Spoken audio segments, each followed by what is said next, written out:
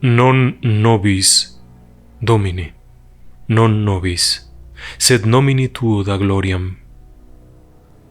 No a nosotros, Señor, no a nosotros, sino a tu nombre la gloria. Templario.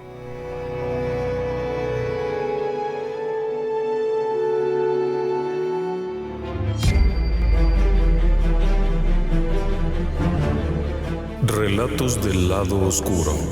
Fantasmas. Seres extraños. Sucesos inexplicables.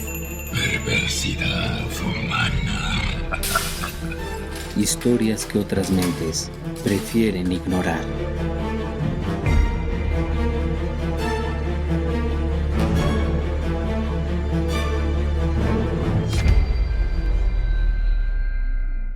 Es el 18 de marzo de 1314.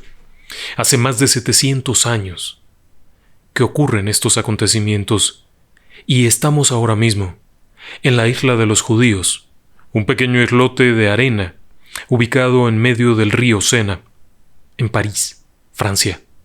A un lado se encuentra la isla de la Cité, en donde se ubica la Catedral de Notre Dame y algunos edificios pertenecientes a la familia real. En esta pequeña especie de islote se encuentran varios guardias que custodian un hombre muy mayor. Es un anciano. Se le ve cansado, agobiado. Lleva una vestimenta primitiva, una especie de camisón de una tela gruesa, áspera, muy sucia. Todo él tiene un aspecto desagradable, por demás sucio. El cabello está muy largo, las barbas han crecido, tiene los pies cubiertos de una especie de barro sucio. Su apariencia es terrible. Está dentro de una especie de jaula improvisada, unos pocos palos que han sido colocados, y en el interior está este hombre. Un poco más allá está otro sujeto, igualmente maltratado y en muy malas condiciones. Ambos esperan sentados. Hace mucho frío. Es temprano por la mañana. Los guardias están tratando de calentarse con una pequeña fogata que han realizado mientras esperan ahí. Poco después comienzan a llegar personas.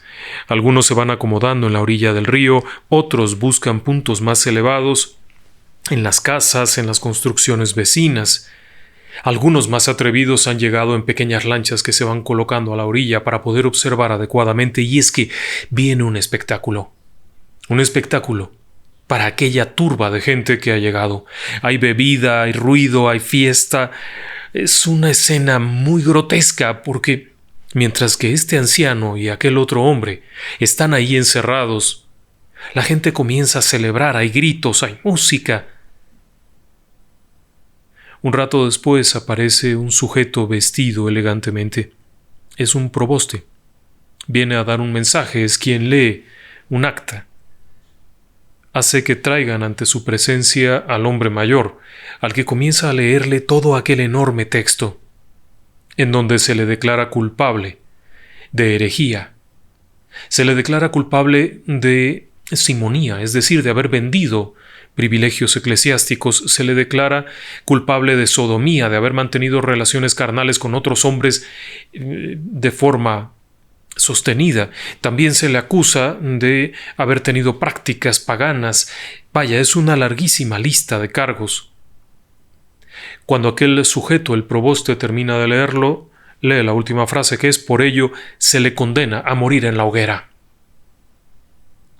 Durante todo el tiempo que este sujeto ha estado leyendo el acta, aquel anciano de apariencia visiblemente afectada ha permanecido de pie, estoico, sin esbozar la más mínima emoción, ningún tipo de miedo, de pánico. Está a punto de ser enviado a la hoguera, que está ahí muy cerca. Ya ha visto cómo han comenzado a apilar los haces de leña que se colocan alrededor de un poste donde será atado y quemado. Sin embargo, no se le ve preocupado por ello, porque su única respuesta es: no soy culpable. Aquel hombre continúa diciendo: usted ha sido acusado, usted declaró, y después se retractó, a lo que aquel anciano responde: fui torturado, pero no soy culpable. El proboste da 2 o 3 instrucciones más y sigue diciéndole cosas cuando aquel anciano se retira la camisola, esa especie de camisón tosco que lleva, dejando al descubierto el pecho, exhibiendo una espantosa herida.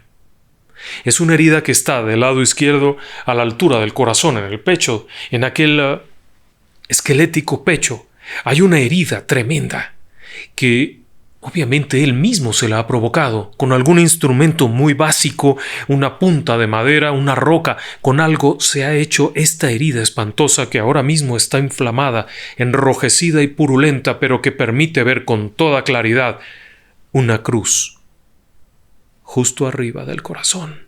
Y es que aquel anciano, decrépito, sucio, ruinoso, es un templario. Pero no cualquier templario. Es el último gran maestre de los templarios, es Jacques Molay, el último gran maestre de la orden. Y acaba de demostrarle al proboste enviado por Felipe IV el Hermoso. Le acaba de demostrar que podrán quitarle sus ropas, sus armaduras, su dignidad, pero nunca le podrán quitar que es un templario. Acto seguido comienza a caminar con una actitud serena hacia el poste donde será quemado. Detrás de él, el otro hombre que ha venido también es un templario, y tampoco luce ningún tipo de miedo ni ningún tipo de preocupación. Camina sostenidamente. Se trata de Godofredo de Charnay, quien fuera el preceptor de Normandía de la Orden Templaria. También está condenado a morir en la hoguera por haberse retractado de sus confesiones, obtenidas bajo tortura. Una vez que llegan en donde está toda la leña y aquello, lo único que pide el primer anciano, Jacques de Molay, es morir viendo Notre Dame. Se le concede, y acto seguido es amarrado fuertemente a la estaca aquella donde alrededor se coloca la leña. El verdugo, siguiendo la tradición de respeto hacia un sacerdote que va a ser ejecutado, va en busca de un cubo de agua y paja. Es una práctica que se hacía, colocar paja muy mojada sobre la leña, para que al momento de prender la leña seca, la paja mojada desprendiera una enorme cantidad de humo y matara rápidamente a la persona condenada. Va aproximándose cuando el proboste le llama y le dice: no puede haber paja, debe de ser lento y morir en agonía, es orden del rey. Por lo que el verdugo no puede sino dejar aquello y proceder a encender el fuego. Es probable que con el frío de la mañana y habiendo estado ahí toda la noche en medio del río Sena, que en marzo puede ser frío, el calor de las primeras brasas incluso lo haya reanimado. El anciano, en ese momento de unos 70 años, comienza a recuperar un poco la fuerza. Y conforme las llamas van creciendo y la turba está festejando alegremente, comiendo, gritando, oyendo música, en medio de todo aquel escándalo, de pronto se rompe el aire de la mañana cuando aquel anciano que parecía roto, que parecía frágil, de pronto levanta la voz fuertemente en un alto grito que no es de dolor, sino un grito de advertencia, una advertencia terrible y clara. Clemente, y tú, Felipe, yo os emplazo a los dos ante el tribunal de Dios. A ti, Clemente, antes de 40 días, y a ti, Felipe, antes de 1 año, y a ti te maldigo, a ti y a todo tu linaje, que no reinará más en Francia. Acto seguido, aquel anciano, abrazado por las llamas, repite una y otra vez una antigua oración, hasta que, obviamente, el fuego acaba con él. Las llamas arden mientras se recupera el bullicio y la alaraca alrededor de toda aquella gente. Al caer la tarde, lo que ha quedado de las maderas y de los restos están ahí. Los guardias se retiran. Y según cuentan algunos testigos, al caer la noche, de pronto aparecieron varios hombres que sigilosamente fueron removiendo la leña, encontrando los restos de Jacques de Molay y de Godofredo, que fueron retirados de ahí y llevados a un lugar oculto. Había terminado una historia. Había concluido la epopeya de los caballeros templarios con la muerte de su último gran maestre. Es de señalar que aquel momento histórico aparentemente se cumplió. Sí. Y al decir aparentemente es porque siempre hay alguien que ha dicho que en realidad no dijo eso, sino que dijo otra cosa. Es difícil saberlo a 700 años de distancia, pero lo que es un hecho es que apenas 38 días después de haber quemado en la hoguera a Jacques de Molay, Clemente V, el Papa Clemente V, moría de forma terrible. El hombre había estado enfermo durante mucho tiempo, pero en esos últimos momentos una disentería le provocó una diarrea terrible y vómitos y fiebres altísimas que lo llevaron a morir en medio de estertores, dolores y una agonía terrible. Sus últimos momentos de vida es muy probable que no fueran muy distintos a los últimos momentos de vida de Jacques de Molay. Después de eso, comenzarían los sucesos siguientes. El propio rey, Felipe IV el Hermoso, también conocido como Felipe de Mármol o Felipe de Hierro, era un monarca frío, calculador, áspero. Moriría 8 meses después de la muerte de Jacques de Molay, siendo un hombre sano y fuerte. En una reunión de cacería caería del caballo. No se recuperaría. Los dolores de cabeza producto del golpe lo llevarían prácticamente a enloquecer antes de morir. Y entonces viene algo más. Le sucedería a su hijo Luis X, nombrado el Obstinado, pero apenas duraría 2 años como rey cuando moriría, aparentemente de una enfermedad, aunque hay quien asegura que fue envenenado. Como fuera, apenas 2 años después de la muerte de Jacques de Molay, estaba muerto. Pero enseguida ocuparía el trono Felipe V, conocido como el Largo, también hijo de Felipe IV el Hermoso. Este reinaría durante 6 años hasta su propia muerte, también en condiciones extrañas. Apenas morir, Felipe V el Largo le sucedería a su siguiente hermano, conocido como Carlos IV de Francia, también nombrado el Hermoso. El Hermoso también gobernaría durante 6 años y moriría. Claro, había algunos problemas más, y es que poco tiempo atrás, las 3 nueras de Felipe IV el Hermoso, las 3 esposas de sus 3 hijos, habrían sido condenadas a muerte por haberle sido infieles a cada uno de sus hijos, por lo que, obviamente, no había descendencia de sus segundas nupcias. Cabe señalar que Luis X tendría una segunda esposa que estaría encinta al momento de la muerte de Luis X. Por consiguiente, esperarían a que naciera la criatura para saber que era un varón y nombrarlo como el heredero, conocido como Juan el Póstumo. Reinaría 5 días antes de morir. Con apenas horas de nacido fue nombrado rey de Francia, pero apenas viviría 5 días y moriría de causas naturales. En cuanto a los demás, bueno, habría otros detalles, como por ejemplo el hijo de Carlos IV el Hermoso. Tras la ejecución de su primera esposa por adulterio, se casaría con María de Luxemburgo. María de Luxemburgo, a su vez, era heredera de un montón de reinos y de tierras y de mucho poder, pero habría un problema. María de Luxemburgo moriría en un accidente en una carreta. Su carroza, la carroza real, volcaría dramáticamente en un camino, muriendo ella y el niño que llevaba en brazos, el heredero al trono de Carlos IV. Moría en un accidente terrible. Pero claro, eso no era todo. Felipe V el Largo también tendría un hijo varón, que moriría antes de 1 año. Así que ninguno de los descendientes varones de Felipe IV el Hermoso llegaría a la corona. Tal como lo había dicho Jacques de Molay, tu linaje se perderá. Y de hecho, el linaje de los Capeto se terminaba ahí. La dinastía Capeto, es decir, de la familia Capeto, los descendientes del rey Hugo Capeto, habían reinado durante 300 años Francia y terminaban muy pronto, apenas unos 12 o 14 años después de la muerte de Jacques de Molay, y todos de formas dramáticas. No solamente el rey había muerto, sino sus hijos y sus nietos varones. Habría descendientes mujeres, pero había una ley que prohibía que las mujeres fueran reinas. Por lo tanto, la dinastía terminaba ahí, cediendo el lugar a la dinastía Valois.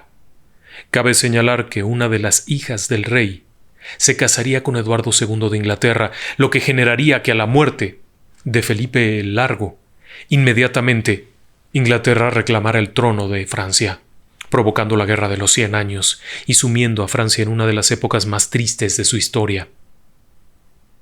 ¿Se cumplió la maldición?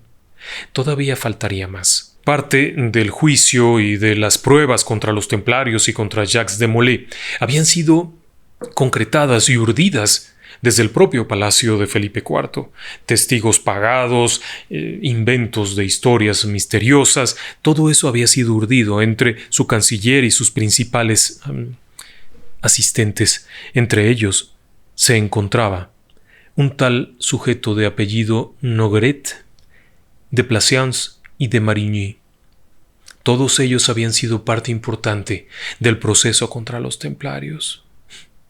Nogaret moriría pocos días después de la muerte del buen amigo Jacques de Molay, asesinado en la calle. Nunca se supo quién. En cuanto a de Plaisance, moriría antes de un año también. En cuanto a de Marigny sería colgado por diversas causas apenas un año después de haber enviado a la hoguera a Jacques de Molay, con lo que aquello que había dicho de Molay se cumplía al pie de la letra. Todos los descendientes varones murieron, apenas tocaban la corona. La dinastía se había perdido. Clemente V, el Papa, moriría en medio de horrores y penas, una situación terrible. Los tiempos también se habían cumplido.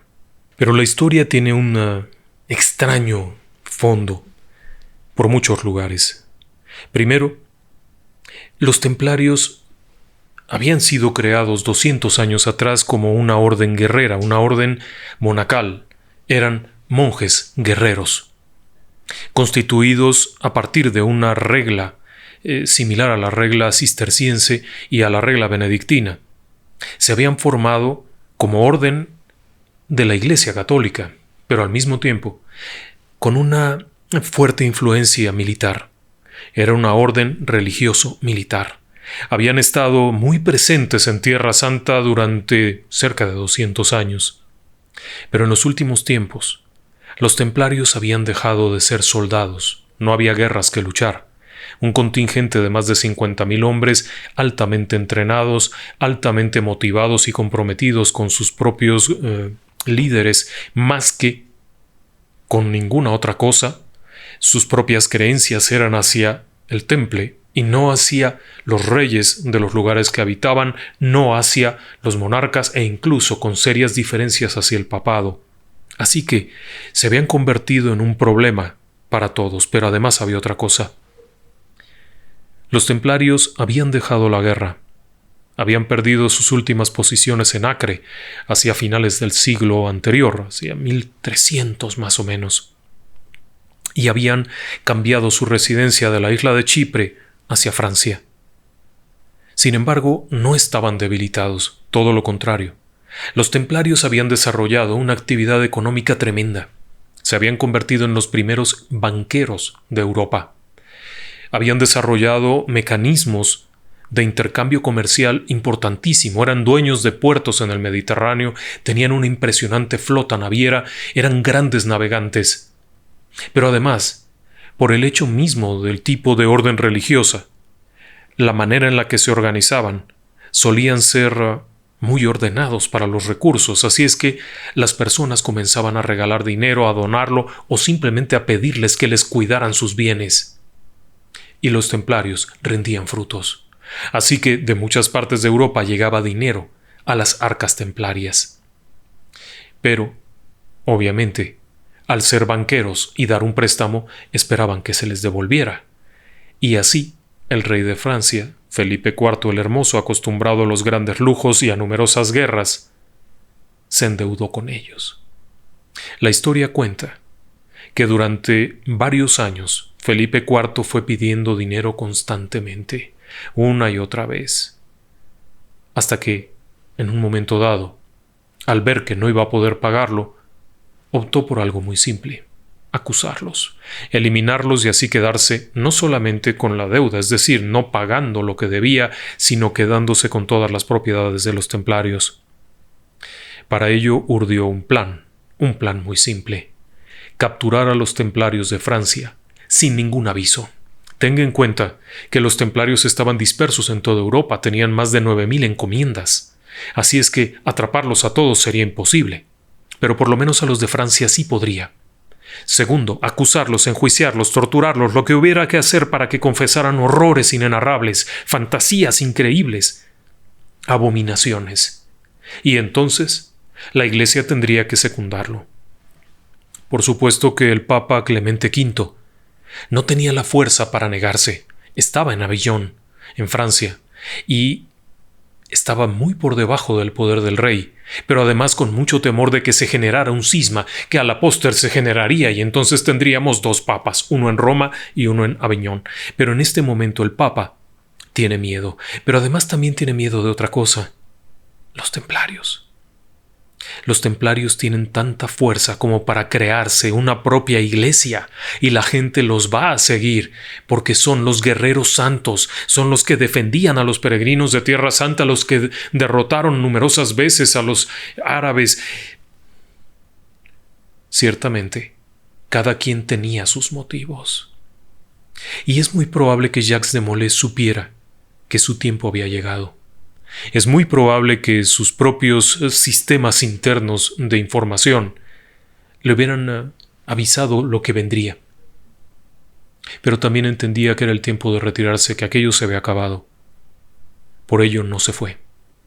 Sin embargo, la madrugada del 13 de octubre de 1307, viernes 13 de octubre, fecha que quedaría en la memoria histórica de las personas como una fecha funesta, aquella madrugada, grupos de soldados del rey llegaron y tomaron por asalto los cuarteles de los templarios, agarrándolos de a poco, tomando un grupo aquí, otro grupo allá, literalmente asaltando las instalaciones. Las acusaciones vendrían enseguida, los tormentos, y al final se lograría convencer a Clemente V de que disolviera la orden. No que la vetara ni la condenara, sino que la disolviera ad perpetuam, para siempre. Cualquier persona que intentara volver a ingresar a la orden o volver a formar la orden sería excomulgado. Clemente V, al final del día, no haría nada. Dejaría que Felipe IV acabara con los templarios. Mientras tanto, al haber disuelto la orden, los territorios en otros países también se disolverían, y las propiedades templarias en general pasarían al poder de la autoridad civil, es decir, del rey, o serían propiedad de los caballeros hospitalarios, de tal forma que los castillos, las encomiendas, las naves, los puertos fueron confiscados por los diferentes reyes, monarcas, obispos y toda la escoria que había en aquellos lugares, que se hizo cargo de los bienes. Y sin embargo, un punto que siempre se ha dicho es que el tesoro nunca se encontró. Es muy probable que de Molay supiera lo que venía. Traicionado por su propia iglesia, traicionado por su papa, traicionado por el rey, sabiéndose perdido, habría ordenado que el tesoro se fuera de Francia. Pero eso es tema de otro programa. Y claro, cabe mencionar que de todas las acusaciones no se comprobó ninguna. En el año 2007 se liberó un documento espectacular conocido como el Pergamino de Chinon. El Pergamino de Chinon, liberado por la Iglesia Católica, por el Vaticano, no solamente es un documento, sino es una gran recopilación de documentos en donde se redacta todo el proceso contra los templarios. ordenadamente, incluyendo informaciones que estaban dispersas, documentos antiguos, documentos de épocas más recientes, todo ello, de tal manera que se entiende el proceso y queda muy clara una cosa. El propio Clemente V no creía en las acusaciones. De hecho, absolvió a los templarios. Sin embargo, no tuvo la fuerza para prohibir su ejecución. Francia tenía razón en una cosa. Los templarios estaban a punto de formar su propio estado. Así de simple. Si se reunían todos, serían una fuerza imposible de derrotar. Pero no merecían un final así. No eran traidores, pero tampoco eran guerreros. Habían dejado atrás las armas. Habían olvidado que, en un tiempo, fueron temidos por los musulmanes, por los turcos, por todos los enemigos del cristianismo de aquel entonces. Eran fedayines que habían arriesgado su vida. La regla de los templarios incluía artículos como nunca retroceder, nunca avanzar si no es todos juntos, de tal forma que no haya gloria individual, no mentir, no comer de más, no vestir elegantemente, nunca besar a una mujer, el absoluto celibato, la pobreza, siempre comer juntos, al menos 2 personas juntas siempre, de tal manera que hubiera esta unión de un grupo. Quizá por ello, cuando Jacques de Molay rechazó su propia confesión, Godofredo inmediatamente rechazó la suya y ambos fueron condenados a la hoguera. Es una historia muy larga, que vale la pena contar a lo largo de varios programas, porque la historia de los templarios incluye la posibilidad de que hayan descubierto América mucho antes que Cristóbal Colón, la posibilidad, claro está, de que también hayan conservado secretos increíbles, porque dentro de los misterios de los templarios está el hecho de que estuvieron durante 9 años encerrados en las ruinas del Templo de Salomón en Jerusalén, excavando, buscando, hurgando entre los profundos sótanos y los restos de aquello. ¿Qué fue lo que encontraron? Se lo platico más tarde, porque esta noche solamente hemos platicado la maldición del último templario. Y ahora, si me lo permite, algunos pocos saludos.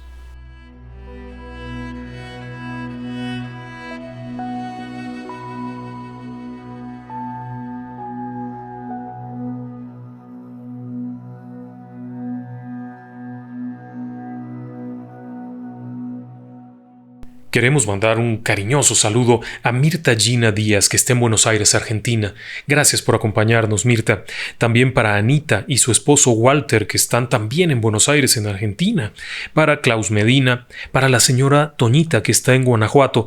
Le mando un fuerte saludo a su hija Rosiali. Muchas gracias a ambas por escucharnos. Claudia Raquel Fernández de Lara, muchas gracias. Un abrazo por allá. Ezequiel Cruz Escalante y Elena Valdivia, que ellos nos escuchan en un taller de montado en Guadalajara. Les mandamos un abrazo a Guadalajara. Gracias por acompañarnos. También tenemos a Gustavo Pajón. Gustavo Pajón cumplió años el día 9 de julio y bueno, no lo pudimos felicitar ese día, pero ahora mismo le estamos mandando un fuerte abrazo a Gustavo y a Karina Cuevas, que está con él y que nos escuchan en Córdoba, Argentina. Muchas gracias, muchos amigos argentinos. También, por supuesto, a Emilio y Luis Alberto Mastriaco, que también son argentinos. Nos da mucho gusto ver que las personas de aquel país hermano y hermosa República de Argentina nos acompañan. Por ello les mandamos un fuerte abrazo y queremos mandar una felicitación enorme a la señora Lupita Torres, porque es abuela. Acaba de nacer una hermosa criaturita, una hermosa bebita, su nieta, y queremos felicitarla a ella y a Jessica, la mamá, por esa hermosa criatura. Va a tener una larga y maravillosa vida. Muchas gracias, buenas noches y que descansen en paz.